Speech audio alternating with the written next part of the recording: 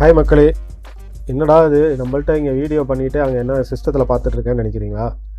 ஆக்சுவலாக வந்து fund and share market ரெண்டுக்கும் வந்து வித்தியாசம் இருக்குது. ஸோ நம்ம ஈக்விட்டி மியூச்சுவல் ஃபண்ட்ஸ் ஸோ அந்த பற்றின தகவல் தான் இன்றைக்கி பார்க்க போகிறோம். நம்ம சேனலுக்கு வந்து ஃபஸ்ட் டைம் வரீங்கன்னா கண்டிப்பாக வந்து சப்ஸ்கிரைப் பண்ணிக்கோங்க. ரெகுலரான யூஸ்ஃபுல் வீடியோஸ் வந்துகிட்டே இருக்கும். வாங்க, welcome to our channel.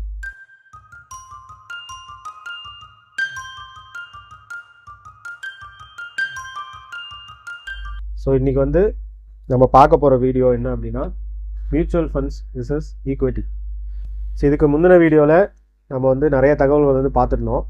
So அதில் வந்து இன்றைக்கி என்ன அப்படின்னா, மியூச்சுவல் ஃபண்ட்ஸு விசஸ் ஈக்விட்டி அப்படின்னா ரெண்டுக்கும் என்ன வித்தியாசம் அப்படிங்கிறத நம்ம பார்க்க போகிறோம்.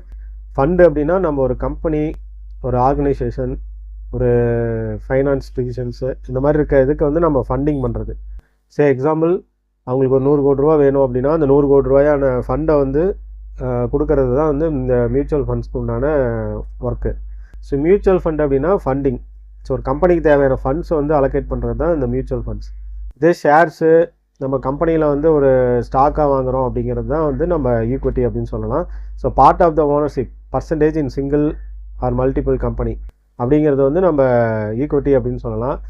பட் இந்த ஈக்விட்டி மீன்ஸ் நீங்கள் வந்து ஒரு குறிப்பிட்ட தொகையை தான் அதில் இன்வெஸ்ட் பண்ணி குறிப்பிட்ட ஷேராக தான் வாங்க முடியும். ஸோ எக்ஸாம்பிள் வந்து ரிலையன்ஸ் இண்டஸ்ட்ரீஸில் வந்து இன்றைக்கி ஒரு ஷேர் வேல்யூ 1300 இருக்குது அப்படின்னா, ஸோ நீங்கள் அதுக்கு ஒரு 100 ஷேர்ஸ் வாங்குறதுக்கு கிட்டத்தட்ட எவ்வளோ செலவு பண்ணணும்னு நீங்களே பார்த்துங்க. 10 ஷேரே 13,000. ஸோ 100 ஷேர்ஸுங்கும் போது உங்களுக்கு 1,30,000. ஸோ இதையே வந்து நம்ம மற்ற இதில் நம்ம மியூச்சுவல் ஃபண்ட்ஸில் பார்க்கும்போது இன்ட்டு 10 கம்பெனிஸோட ஷேர்ஸ் வந்து, அதாவது 10 கம்பெனிஸ் நான் சொல்கிறது வந்து ரிலையன்ஸ் இண்டஸ்ட்ரீஸில் ஒரு பார்ட் ஆஃப் த அமௌண்ட்டு, இந்த மாதிரி வந்து மேனுஃபேக்சரிங் டிவிஷனில் ஒரு part of the amount, so அதுலேயே வந்து ஃபைனான்ஸ் டிவிஷனு, பேங்கிங் செக்டார்ஸு, இந்த மாதிரி பல டிவிஷனில் வந்து இன்வெஸ்ட் பண்ணுறது தான் வந்து மியூச்சுவல் ஃபண்ட்ஸ். ஸோ இன்னும் கிளாரிட்டியாக நான் சொல்கிறேன்.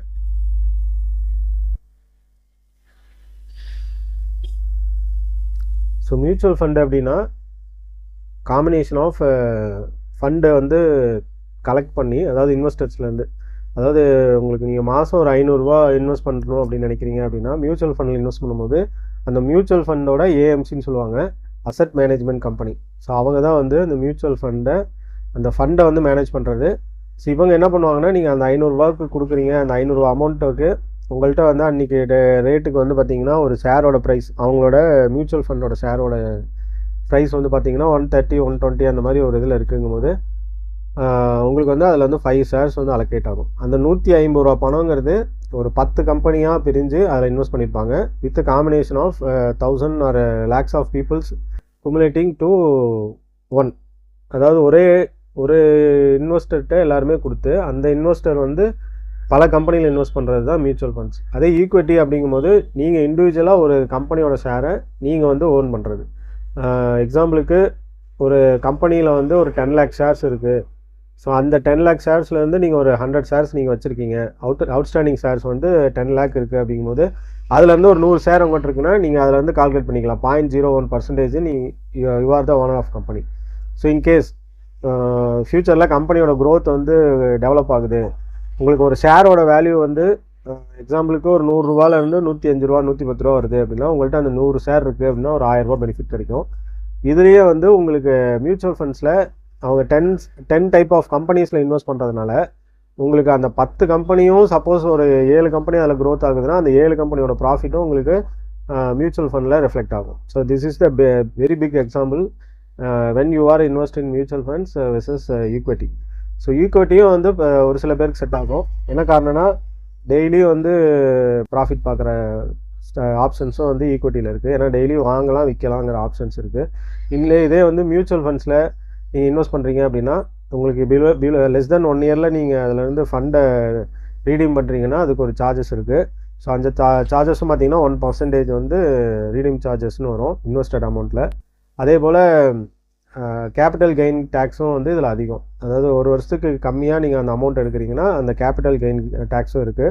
20% அதில் நீங்கள் கட்டுற மாதிரி இருக்கும். ஸோ இதெல்லாமே வந்து நீங்கள் இந்த மியூச்சுவல் ஃபண்ட்ஸில் இன்வெஸ்ட் பண்ணும்போது உங்களுக்கு அந்த ஒரு இது இருக்குது. ஸோ நான் இதில் வந்து ஒரு எக்ஸாம்பிளுக்காக தான் இதை வந்து இன்றைக்கி ஒரு எக்ஸ்பிளைன் பண்ணலாம் அப்படின்னு உங்கள்கிட்ட சொல்லியிருந்தேன், mutual funds versus equity. So இதில் வந்து உங்களுக்கு ஒரு கிளாரிட்டி கிடச்சிருக்கும்னு நான் நம்புகிறேன். ஸோ மியூச்சுவல் ஃபண்ட்ஸில் நிறைய கம்பெனி ஏஎம்சிஸ் இருக்குது. மேக்ஸிமம் ஆஃப் ஏஎம்சிஸ் பார்த்தீங்கன்னா இந்த மியூச்சுவல் ஃபண்ட்ஸில் நிறைய ஆப்ரேட் பண்ணுறாங்க. ஸோ இது வந்து பார்த்தீங்கன்னா நம்மளுக்கு ஒரு ஸ்டாக் மார்க்கெட்டு, ஒரு ஷேர் மார்க்கெட் பற்றி ஒரு அவேர்னஸ் க்ரியேட் பண்ணுறதுக்கு ஒரு பேசிக்கான ஸ்டெப்பாக நான் இதில் ஸ்டார்ட் பண்ணியிருக்கேன். ஏன்னா எனக்கும் தெரியல, நானும் பிஸ்னஸ் பண்ணுறேன். ஸோ ஒரு ஷேர் மார்க்கெட்னா என்ன, அதில் எப்படி பணம் சம்பாதிக்க முடியும் அப்படிங்கிற ஆப்ஷன்ஸ் வந்து எனக்குமே இவ்வளோ நாளாக புரியல. பட் அதில் பெரிய ஆப்ஷன், பெரிய அளவுக்கு வருமானம் இருக்குது. ஸோ இப்போ பார்த்தீங்கன்னா நார்த் சைடில் கையில் ஒரு 10,000 இருந்தால் கூட ஷேர் மார்க்கெட்டில் இன்வெஸ்ட் பண்ணி பணம் பார்க்குறாங்க. அது உங்களுக்கு வந்து இது எப்படி சொல்லணும்னா, எந்த அளவுக்கு ரிஸ்க் இருக்கோ அந்த அளவுக்கு கெயின் இருக்கும். பிஸ்னஸ் மீன்ஸ் ஆல்வேஸ் ரிஸ்க் தான். நடக்கலாம், நடக்காமே போகலாங்கிற மாதிரி இருக்குது. ஸோ எந்த இதில் நம்மளுக்கு ரிஸ்க் அதிகமோ அதில் அந்த அளவுக்கு நம்மளுக்கு பெனிஃபிட் இருக்குது. ஸோ எந்த டைமில் எப்படி ரிஸ்க் எடுக்கணுங்கிறது நம்ம அதை கம்பேர் பண்ணி மார்க்கெட்டை அனலைஸ் பண்ணி எடுக்கணும். ஸோ இதெல்லாம் உங்களால் முடியாது, என்னால் மார்க்கெட் அனலைஸ் பண்ணுறதுக்கு டைம் இல்லை, நான் வந்து ஒரு ஒர்க்கில் இருக்கேன் அப்படின்னா நீங்கள் தாராளமாக மியூச்சுவல் ஃபண்ட்ஸ்க்கு போகலாம்.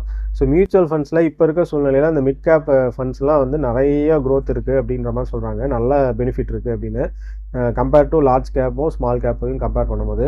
ஸோ அந்த மிட் கேப் ஃபண்ட்ஸ்லாம் நான் இது எல்லாமே ஒன் பை ஒன்னாக நான் ஆடுறவங்களுக்கு சொல்கிறேன். ஆனால் இப்போ இருக்க உங்களுக்கு ஃபஸ்ட்டு திங் வந்து என்ன தெரிஞ்சுக்கணும்னா, மியூச்சுவல் ஃபண்ட்ஸ்னால் என்ன, ஈக்விட்டி அப்படின்னா என்னன்னு தெரியணும். ஸோ மியூச்சுவல் ஃபண்ட் அப்படிங்கிறது number of investors cumulating one and they are invest or funding to most of the majority of companies. So this is called mutual funds. So versus equity means you buy the shares directly from the company, that means the part of ownership. So இது ரெண்டு தான் வந்து ஒரு பெரிய வித்தியாசம் மியூச்சுவல் ஃபண்ட்ஸ்க்கும் ஈக்விட்டிக்கும். So yes, already I am discussed about this. Mutual funds, they have a handling of one manager. For your investment, they invest to diversification to many companies and financial instruments like that. In case in equity, you are the whole responsible for your investment. Where you invest and where you lost, there is a difference. And give your comments about this video.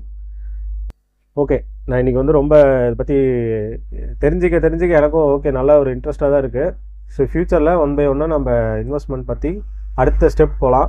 ஏன்னா ஒரு amount வந்து நீங்கள் ஒரு சேவிங்ஸாக வந்து பண்ணுறது வந்து பார்த்திங்கன்னா, நான் ஆல்ரெடி சொல்லியிருந்தேன், பேங்க்கில் சேவிங்ஸாக வைக்கிறது, கோல்டு, லேண்டு, அதை காட்டிலும் நம்ம பிஸ்னஸில் வந்து இன்வெஸ்ட் பண்ணுறது ஒரு பெரிய அளவுக்கு க்ரோத் கொடுப்போம். ஸோ எல்லாராலையும் வந்து பார்த்திங்கன்னா ஒரு பெரிய அளவுக்கு இன்வெஸ்ட் பண்ண முடியாதுங்கிறவங்க சின்னதாக ஸ்டார்ட் பண்ணால் அவங்களுக்கு ஒரு லாங் டைமில் நல்ல ஒரு பெனிஃபிட் இருக்கும். ஸோ இது மியூச்சுவல் ஃபண்ட்ஸோ இல்லை ஷேர் மார்க்கெட் எல்லாமே வந்து ஒரு லாங் டைம் க்ரோத் பிஸ்னஸ் தான். நீங்கள் இன்றைக்கி இந்த அமௌண்ட் போடுறீங்கன்னா அதுலேருந்து உங்களுக்கு உடனே அமௌண்ட் கிடைக்கும், அதுலேருந்து உடனே ப்ராஃபிட் எடுக்கணும் அப்படின்ற மாதிரி நினைக்காம ஒரு லாங் டைமுக்காக இன்வெஸ்ட் பண்ணிட்டு வந்தீங்கன்னா ஃப்யூச்சரில் கண்டிப்பாக ஒரு பெரிய அளவுக்கு வேல்யூ இன்க்ரீஸ் ஆகிறதுக்கு நிறைய சான்சஸ் இருக்குது. ஏன்னா நாம் வந்து ஒரு தெரிஞ்ச பிஸ்னஸ் பண்ணி அதை க்ரோத் ஸ்டெப் பை ஸ்டெப்பாக க்ரோத் பண்ணுற இயர்ஸும் வந்து அதிகம் தான். உடனே நம்ம ஒரு பிஸ்னஸை வந்து ஸ்டார்ட் பண்ணி உடனே ஒரு பிஸ்னஸில் பெரிய அளவுக்கு சக்ஸஸ்ங்கிறது பாசிபிளே கிடையாது. ஒரு 10 years மினிமம் வந்து வெயிட் பண்ணணும் ஒரு பிஸ்னஸ் நல்லா க்ரோத் ஆகி நாம் ஸ்டேபிள் ஆகிறதுக்கு. ஸோ அதே கான்செப்ட் தான் மியூச்சுவல் ஃபண்ட்ஸு, இந்த ஷேர் மார்க்கெட், மியூச்சுவல் ஃபண்ட்ஸ் எல்லாமே. சரி, ஓகே, நான் உங்களுக்கு நெக்ஸ்ட் ஒரு நல்ல தகவலோட மீட் பண்ணுறேன். நம்ம சேனல் வந்து சப்ஸ்கிரைப் பண்ணி வாட்ச் பண்ணி. பாய்.